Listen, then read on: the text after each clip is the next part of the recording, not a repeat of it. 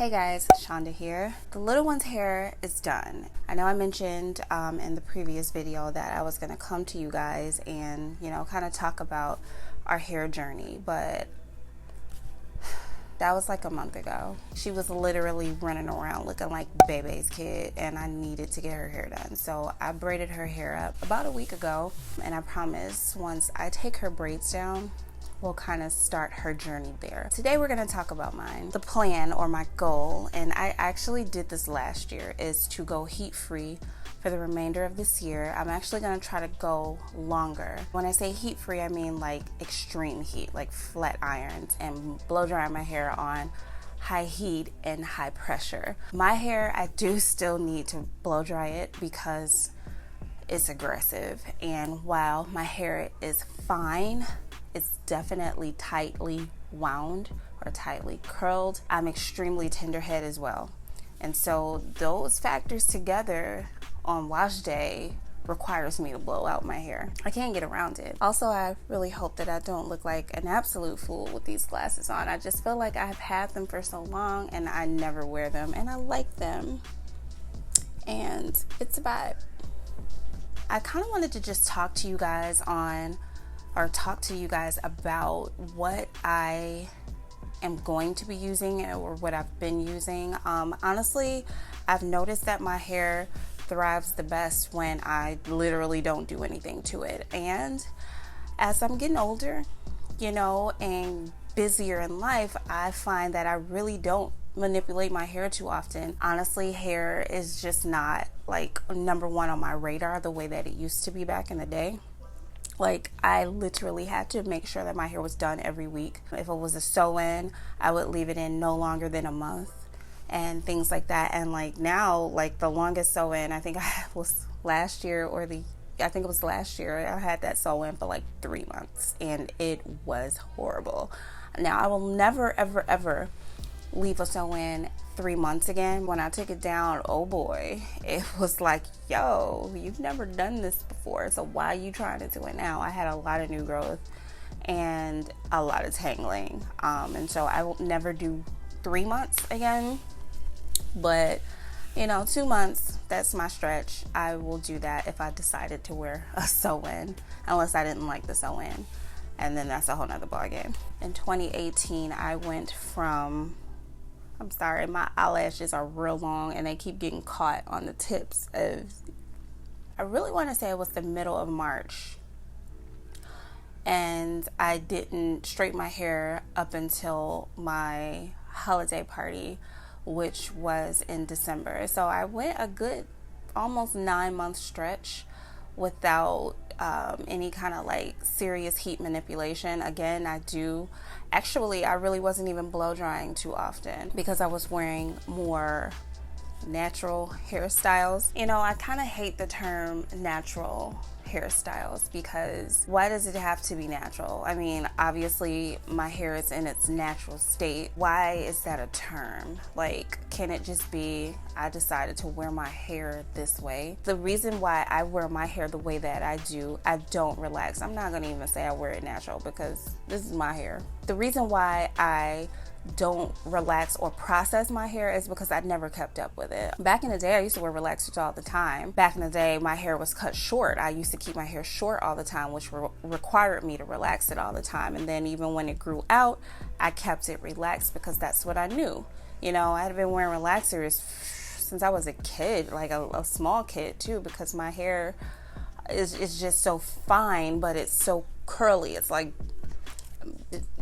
I be fighting it, like, for real. Those factors, again, working with one another, it just caused for serious trouble when it came to doing my hair. So my mom was like, yo, we can't do this no more. So she relaxed it, and I believe the last time I had a relaxer was right after Karis was born, so 2007. And even throughout that span, once I started growing my hair out, because when I kept it when I kept it short, obviously I needed to do my touch-ups. But once it started growing out, I just never kept up, every 6-8 weeks or, whatever the case may be. Back in the day, these are back in the day rules, y'all. Back in the day rules is a lot different than today's rules when it came to relaxing hair. Back in the day, once you started seeing new growth, you was up in the kitchen or in the bathroom touching it up because you was like, oh no, I don't want to try to deal with this. Nowadays, you have stretching methods and you have all kind of products that can help you manage until you go to your next touch-up application. We talking well over 10 years ago, y'all, so don't go too hard on me in the comments. You have to think about it. Back then, I wasn't even early 20s. I was a late 20s 10 years ago. Back then, it was I don't want to say the stigma, but the thing was relaxed hair. I mean, it is what it is. The natural hair community was just forming. You know, it was just becoming a thing. You know, people were getting a grip on, let me love my hair the way that it is.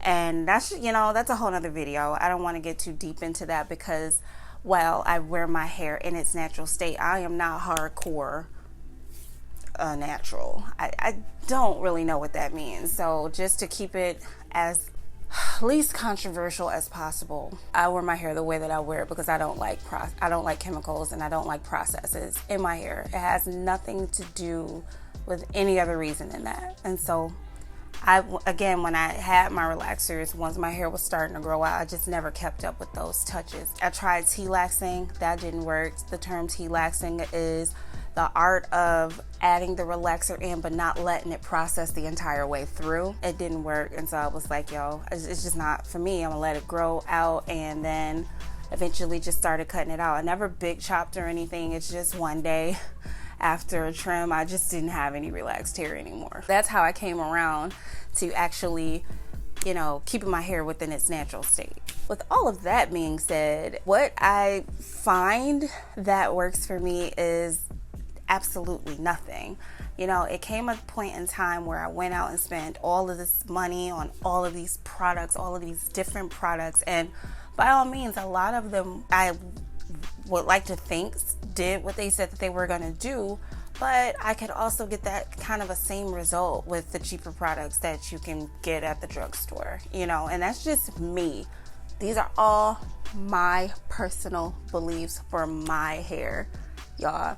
If y'all want to go and spend $30 on a shampoo and $25 on a conditioner, it'd probably be the other way around because conditioner is way more important nowadays than it was back in the day. By all means, do so.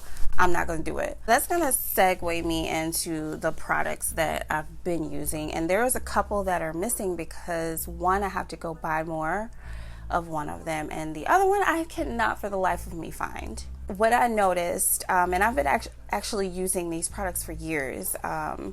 I buy them at Target because they're sold there. They're sold at Walmart. They're sold in drugstores and everything like that. And it's the Tresemme line. I love their more moisture-rich shampoo and conditioner.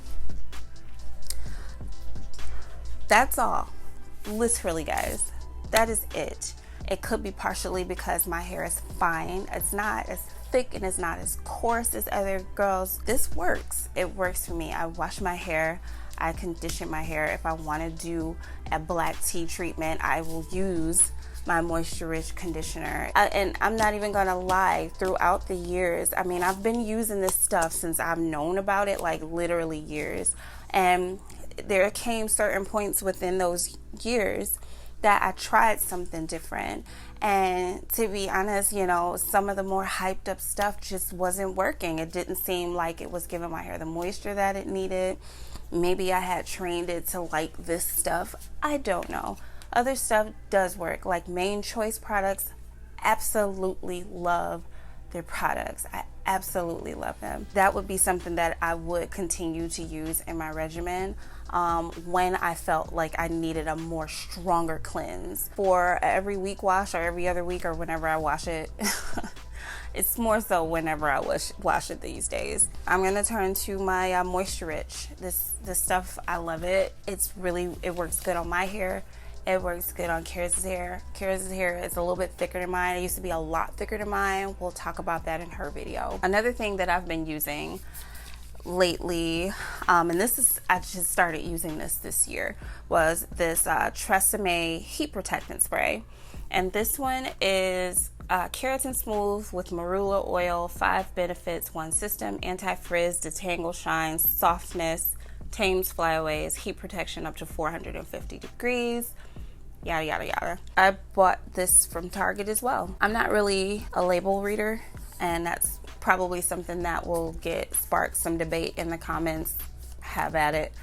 Keep it classy. That's all I can ask. I'm not really a label reader. I go based off of how my hair feels and how it reacts. Some people are label readers and they want to make sure that certain products aren't being put in their hair, and that's totally fine. Maybe one day I'll get more like that. It's just right now I'm not. I've been using this and I really like this. I know a video ago I showed you guys another heat protectant spray. That one I think is definitely geared more towards when you're straightening your hair, not just if you just need to blow dry it. That other heat protectant is more geared toward if I am, like the product says, straightening my hair to blend it in with a weave or trying to get bone straight hair. I don't want to use that on a consistent basis. I actually really like that, but I like it more so for that reason. This one, I just need a barrier between the blow dryer and my hair. This works. I used to use Shea Iron Guard, but they've changed the formula up on us and I can't even rock with them no more.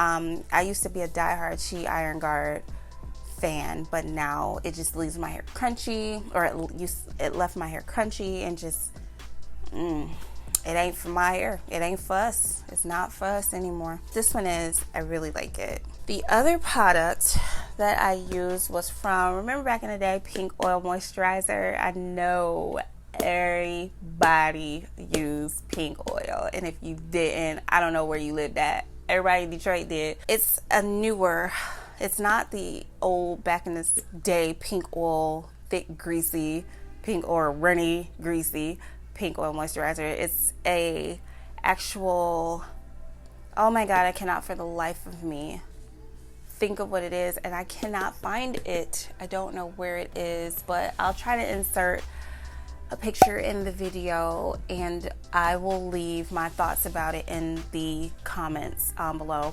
I actually used it for the first time on Kira's hair when I braided her hair, and I really liked it. Her hair seemed to take well to the moisture and it didn't dry out, so I really like that. I bought that one from my actual beauty supply store, and if I'm not mistaken, it was $7.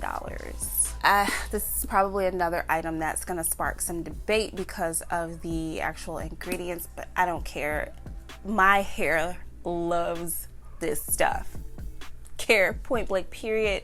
My hair loves this stuff, and that is my olive oil Eco Style Gel.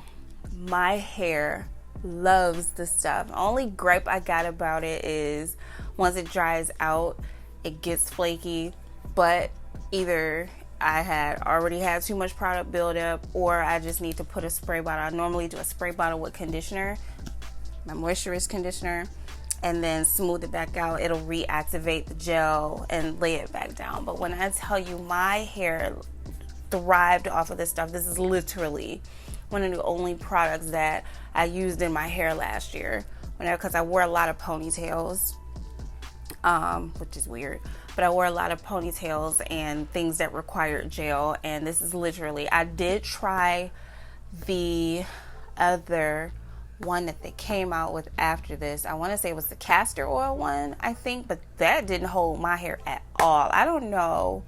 That has to be for somebody who's just looking to define a curl, but I was looking to define and lay down, and that just didn't do it for me. But this stuff right here, if y'all ever stop selling this, I would have to find y'all and talk to y'all, because listen, y'all can send me a lifetime supply of this stuff and I would be the happiest girl in the world, because I go through this like water because my hair I use it a lot. I normally use coconut oil, which is my last product that I'm going to be using. Well, one of the last products, but coconut oil, just raw coconut oil. The one that you can get in the store, it's firm and you have to heat it up to, make it, to to liquefy it. It comes solidified. You have to heat it up to, I mean, just literally raw coconut oil. Another thing that I do are black tea rinses, and I've been talking about this, I think, on my channel for a very long time. For me, the advantages that I did notice, which were some of the advantages that they claimed, is that it gave my hair the appearance of fuller hair. My hair is thin, I know it. It's always been thinner, finer texture, but it gave my hair the appearance of it being fuller, and it also strengthened it. Like, I noticed that it was less shedding every time that I use it, and I used to use it religiously, but I've just been lazy.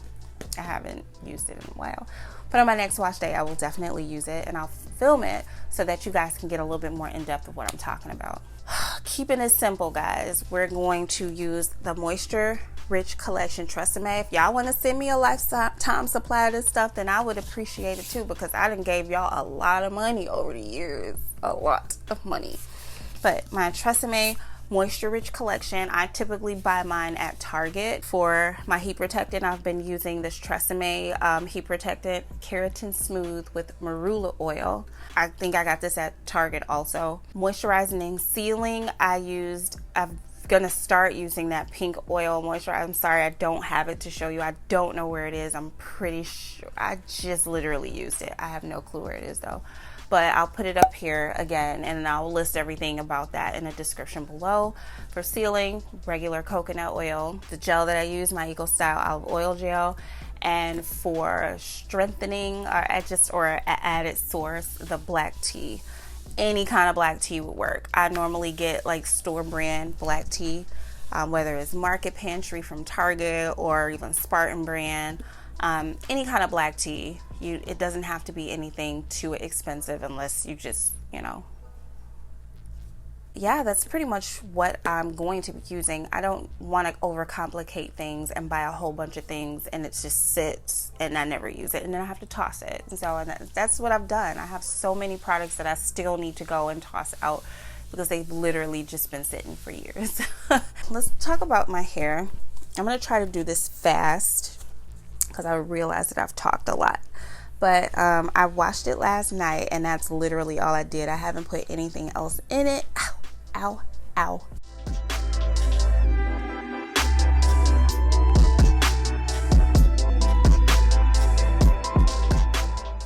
It's definitely uneven. I have so many different lengths to my hair. We're gonna take these off. I have so many different lengths to my hair. The goal is to let it grow out and then eventually get one huge trim, and hopefully it'll be close to being even. I don't think my hair is even capable of ever being the same length, so it's totally fine. Like this is normally where I would have my sew-in. You can tell because this is shorter than the rest of my hair. Oh, you can't see me, sorry. Just shorter than the rest, and so we need to work on getting that done. We need to work on just overall length. This is my hair right now, straightened. I'm not really sure how long it is, but it's definitely not even, and so that's the goal. We're gonna work on evening out this stuff. I know that that's gonna take a long time to do, but I'm in it to win it. I'm in it for the long haul, and so what I plan on doing to it next, I don't know. You guys will find out when I find out, but I'll make sure that I come to you guys and we'll have kind of like a chit chat type video when I'm putting in my Meat Meal braids to wear up under my wigs. That's pretty much in a nutshell. This video is way longer than what I anticipated it being, but if you have any comments, any constructive feedback, any questions about anything, or if you just kind of want to state where you are in your journey and how you plan on switching it up, then just jot it down below. We can start a conversation in the comments. I mean, we can also agree to disagree as well, but let's just make sure we keep it classy and not try to go there. Looking forward to reading what you guys have to say and any questions that you may have, and again, any feedback that you may have. That would be great. So, bye. On that note, we out.